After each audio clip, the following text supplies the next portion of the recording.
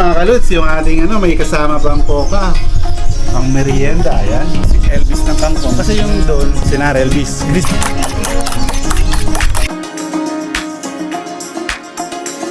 Mga kaluts, bukod sa pagtatanim na itinuturo natin kay Elvis, ituturo na natin sa kanya kung paano yung pagluluto ng kangkong. Vamos coger kangkong, Elvis. Yan, si Elvis, nakasama natin nagtatanim dito, pero para may matuturo siya na magluto ng kangkong. Diba? Kasi kadaming kangkong dito tapos hindi nila alam lutuin. Nasa tabi-tabi lang ang pagkain. Kung nagugutom sila, walang pang merienda, pwede lang gawin to. Cuando no tiene algo comida, to pwede comer este. Pero yung crispy kangkong namin na gagawin ngayon ay kakaiba dahil isasama namin yung tangkay. Ito. Pero Ay, okay. Yan o. Wala bang dyan? May pescado aquí. Kumukuha na si Elvis ng kangkong. Kasi yung doon, nilinis. Kaya nawala yung kangkong doon. Pero tutubo rin yun. Kasi hindi naman nadali yung ugat. Kasi kada 3 linggo, pinapalinis to. Kumukuha na si Elvis ng kangkong. Yung doon pala yung mga tanim nilang mga mais saka yung okra. Nakausap ko na yung may-ari noon. Sabi ko, tinuruan ko na dapat hindi makapal. Dapat tigisa lang. Isang dangkal ay yung pagitan ng bawat pagtatanim, sabi ko sa Pilipinas yan. Yan, may matutunan naman na binatilyo dito si Elvis. Elvis, ¿cuánto marca este? En escuela. ¿cuánto qué? Que marca? Segundo, tercero. Tú. Cuarto. Cuarto. Sí, queda 2 para terminar. Cuarto. Dos. ¿Cuántos años? Tú. 17. 17. Estoy en cuarto. ¿Qué coges? ¿Qué curso? Todavía falta los 2 y que yo voy a coger curso. So another 2 years para makakost ka ng course. Ganun ang schooling nila dito. So yan, yung gagamitin natin pang crispy. Yan, dito yung tulay na dati ng pangit, diba? Pero ngayon sementado na. Yan, matututo si Elvis Presley. Elvis. Pwede kita aquí pescado, no? Aquí, sí. Antes ser grande. Hay Ver pescado antes. aquí antes pescado. Sí. May isdaan pala. ¿Qué tipo de pescado hay antes aquí? A ver, pescado de río normal. Tilapia. Resbala así mucho, piu piu. Piup piup. Yung hito sa yung dalag na sinasabi niya. Tapos na kami Elvis na kumuha ng kangkong ito. Vamos cocinar Elvis. Crispy, se llama crispy kangkong. Vale, voy a aprender. Sí, aprender. Medyo nahiya pa. Timido Elvis. In camera. Mahihain pa si Elvis. Okay lang yan, na-expose siya, natuto siyang magtanim, natuto siyang magluto, aprender con cocinar, plantar, con hablar con camera. Maraming natutunan tayo sa ating si Elvis. Yan, dito na lang tayo mag-prepare sa balkonahe o terrace ni Madam Kang. Tapos yun, prito na lang natin siguro sa loob kasi wala, yung kitchen na nasa loob. Dito na lang natin prepare. Hay que lavar ahora Elvis hoja. Hinuhugasan ng mabuti ni Elvis yung kangkong para malinis talaga yun.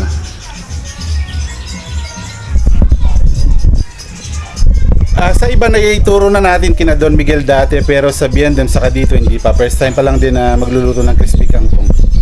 Yan, ihimay na namin, pero kakaiba yung gagawin natin para may iba naman, di ba? Kadalasan kasi yung dahon lang kinukuha, pero para hindi masayang, pati yung tangkay sasama natin. Elvis, hay que hacer así. Hasta aquí. Okay? Yeah. Después, no. Yeah. Yeah. Poner aparte. Okay? Aquí y aquí. Así. Okay. Yan. Tuloy natin si Elvis para matuto. Arriba no quitarlo. No. Ya. Este dos vamos cocinar. Pinapahimay na natin sa kanya. Yan, un tapadera. Yan, isang cup. Tapos yan, yung mga itlog natin. Meron tayong paminta, saka pampalasa, asin lang. fácil lang, Leslie, aprender con Elvis, ayudar, Cambio no. todo. Para maputi kasi mga kalis, para lagyan, ya está. Ya, echar, aquí. Ya. Claro, ya está. Ya, ahora, harina, un tapadero también. Aquí. Sí, harina. Sangkap. Solo harina se puede, ¿ah? Puede. Sin de harina de maíz. Solo harina sí puede. Pero aquí se hace para muy blanco, para maputisha. Ah, Para sí. poner Ahora, dentro. sí, poner dentro. Ahora. Yan, tututo yung dalawa, si Leslie saka si Elvis. Ahora mezclar un poco. Poner caldo y sal, todo. Yan yung cube, se llama en inglés cube, todo. All. Let's speak English, Elvis. You will learn how to speak English, okay? Okay. Okay, alright? Alright. Alright? Alright. Yes. Okay. Now you put the pepper, black pepper. Now put pinch of salt. Okay. Un poquito, ¿no? Yes, asin. Más. Un cucharita.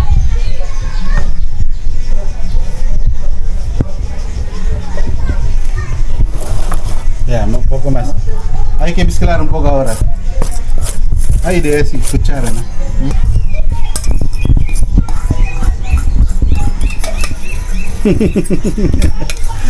Leslie, vamos a comer crispy kangkong. ¿Dónde plantación este kangkong? ¿Está nakatanim to? En el río, ¿Río dónde? del puente. De ahí abajo, ¿no? Ah, alam niya. Alam niya yung kangkong. To scramble the egg. Aquí. Hay que chapear todo. Después mezclar. Yeah, Elvis No. Presley, yes. All the eggs. We had 3 eggs. Yes. Yan, nakaraan naging puti yung itlog dito pero now binalik nila sa kulay maroon. Yan, mga native na chicken. Dito maganda yung yung mga stock tray niyan ay 300 plus. Ahora mezclar. Pagkatapos ihagis mo dito.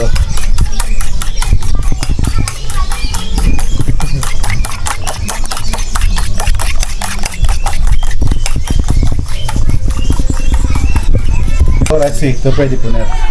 Bueno, Leslie sabe, ¿ah? Sí. Cuando se falta agua, hay que poner, pero hay que comprobar. You need to mix, then we will see if we need to add some water. girar. Okay, mezclar, mix. Okay.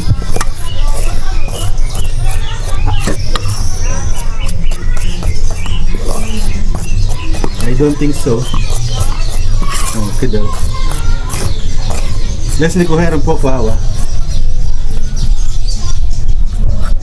Yan, kukuha ng konting si Leslie ng tubig kasi di sufficiente yung yung itlog. Put some water, a little bit. Poco. Agua, pone un poco. No todo, un poco sola. Oh, más un poco. Okay. Río más.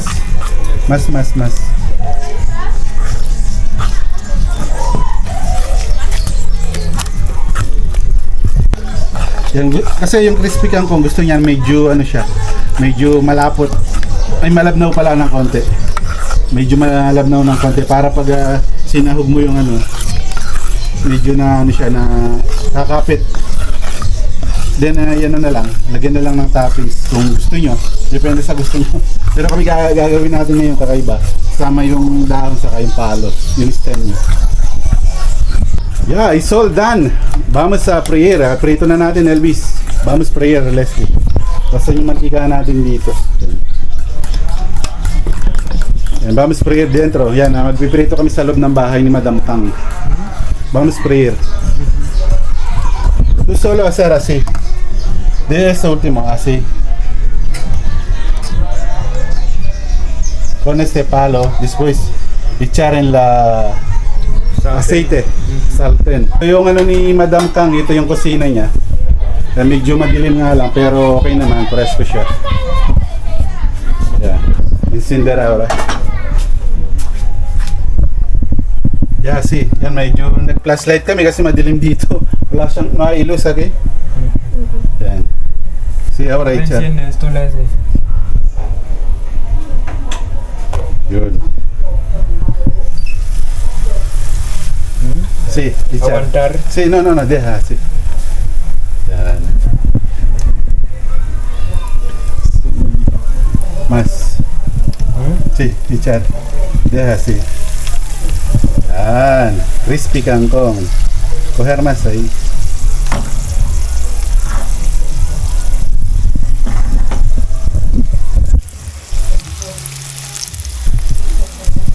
Yan. Leslie Crispy Kangkong. Crispy Kangkong, Elvis. Yan.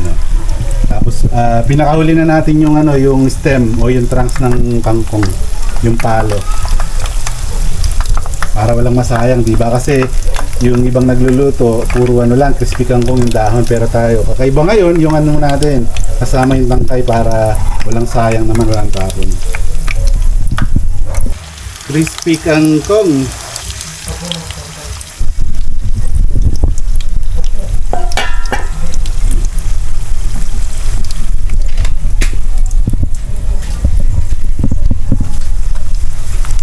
Quitar. Si, está. Yan ang lasa nito, parang chichirya siya. Yun yung lasa nito sa mga hindi pa nakasubok na magprito. Yan, try nyo mga kalods, masarap to. Yung kangkong chips, pero yung sa amin kasama yung stem para walang sayang. Está fácil o difícil para Está freír? fácil, está fácil. Yan, madali lang daw. Medyo madali kasi dito.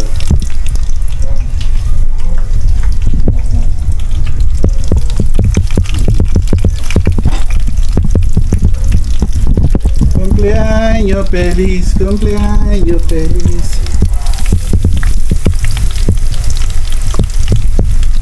Yan. Diba?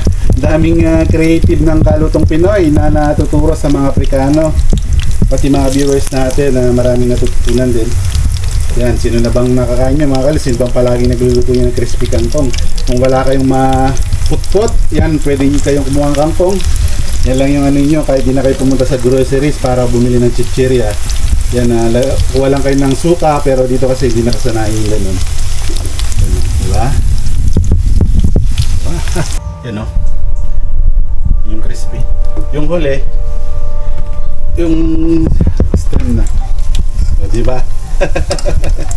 Nagaya rin ng kakaibang ano yung ano natin. Yung crispy kangkong kasama yung palo o yung stem.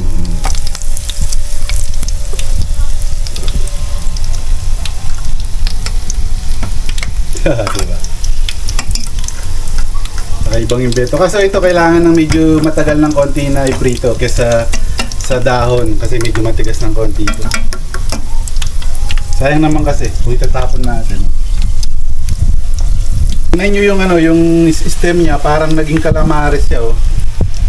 O, di ba? Parang calamares. Parece calamares. Napagod yata si Elvis. Cansado? Cansado, cansado. Ahora a comer. Yan. Oh. Looks yummy mga kalods. Yung ating ano, may kasama pang coca. Pang merienda. Yan. Mainit doon kaya pinawisan tayo ngayon na tetestingin na natin yung ating niluto. Kasama si Elvis. Siyempre siyang nagluto. Backup lang tayo. Tinuro lang natin. Yan. Oh. Kumain na tayo. Kain na mga kalods, pero magdasal muna tayo. Kain ni Madam Kang, pero wala siya. Madam Kang no staki. Wala siya dito kasi may namatayan kasi kada linggo may mga kamag-anak na namamatayan dito kaya umalis siya. Tapos si Bulopi, busy siya, nagluluto siya ng cake. Kaya yung apo niya na lang, kaya yung mga bata rito, yung papatikman natin. Yan, yung nagdadalingan na yung mga bata rito para matikman yung luto natin. Labar tumano, antes Rizal. Ay, laba tumano. Yan, kasi di na tayo gagamit ng ng mga pinggan. Ano to, kanya-kanyang dakot. Kaya yung si Mireille yata may sakit yata si Mireille, oh. Kaya medyo malungkot. Yan, si Mireille. Saka si Leslie. Nakapon ni Madam Kang. Yan. Vamos aquí todo, bebés. Niñas. Adelante un poco. Vamos. Yan. Venidos ahí. Aquí. Vamos a comer kangkong. ¿Cómo se llama este? Se llama kangkong. Se llama crispy kangkong. Crispy kangkong. Crispy kangkong. ¿Puede gritar? Crispy kangkong. Se cocina de Elvis. Sinuluto ni Elvis. Ahora esto visto ahí parece como hierba, parang damo lang. Ahora tú comer así, ¿ok? Vamos a rezar. Ok, empieza. En nombre del Padre, del Espíritu Santo. En este momento vamos a dar a Dios las gracias por darnos este alimento, porque hay muchos niños que en esta hora no lo han podido comer. Amén. Oh, amén. Ok. Gracias por la comida hoy. Yan, poner coca con vaso. Coge cada... Coge. Ito, yung palo. Este aquí, palo. Hay hoja. Come, bebé. Hay que decir, masarap o no. Dile, hay que decir, es masarap o no. ¿Masarap o no? Hindi, hay que seleccionar. Hay que comprobar antes. Tikman nyo muna pa bago nyo sabihin masarap o hindi. ¿Masarap o no? Está bien o no? Sí. Masarap? Come.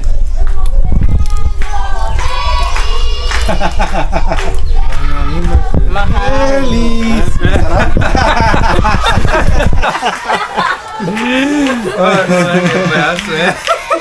Masarap? Masarap kami.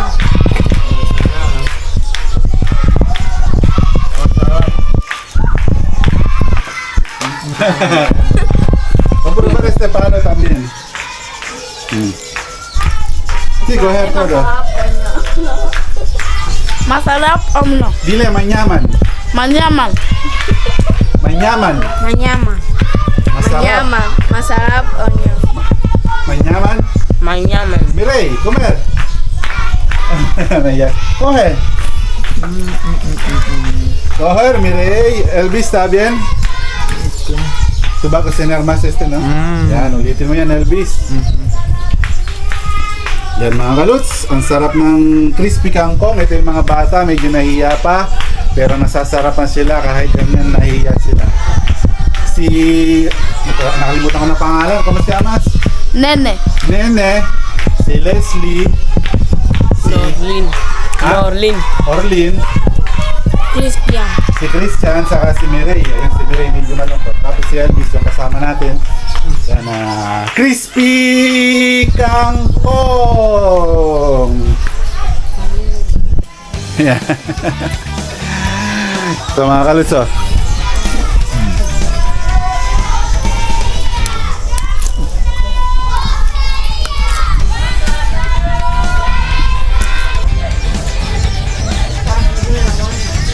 Boss.